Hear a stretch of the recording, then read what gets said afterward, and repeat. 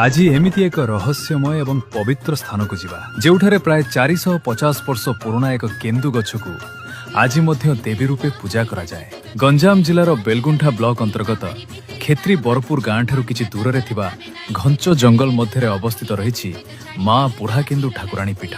तेबे चलंतु जानिबा एही अद्भुत पीठर इतिहास, लोकविश्वास और अलौकिक कहानी विषय कहा जाए। बहु वर्ष पूर्वे जड़े वृद्ध व्यक्ति जंगल को जाळेणी काठ संग्रह करने पई आसीथिले।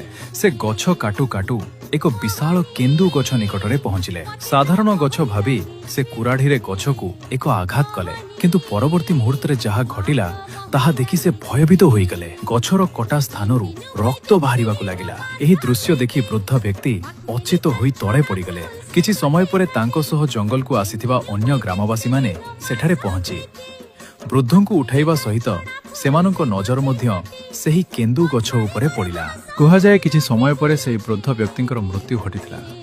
एही सब घटना ग्रामवासी माने ग्रामर मुखिया को समस्त कथा जणाइले। एहा सुनी मुखियांक सम्मति रे समग्र ग्रामवासी सेही स्थान को जाय सेठारे सेमाने बुढ़ा केंदु गछ को विधिबद्ध भावे पूजा करथिले एवं देवींक निकटरे क्षमा प्रार्थना करथिले। सेही दिन ठारू ग्रामवासी विश्वास अनुसार माँ सेही बुढ़ा केंदु गछरे आविर्भाव होई आसुछंती एवं भक्त माननकु आशीर्वाद प्रदान करुछंती। एभली भावरे सेही स्थान एक पवित्र शक्तिपीठ भावे परिचित। ए थिला माँ बुढ़ा केंदु ठाकुराणीक रहस्य। आपण माने जदि एही मंदिर को आसिछंती तेबे कमेंट बॉक्स रे जय माँ बुढ़ा केंदु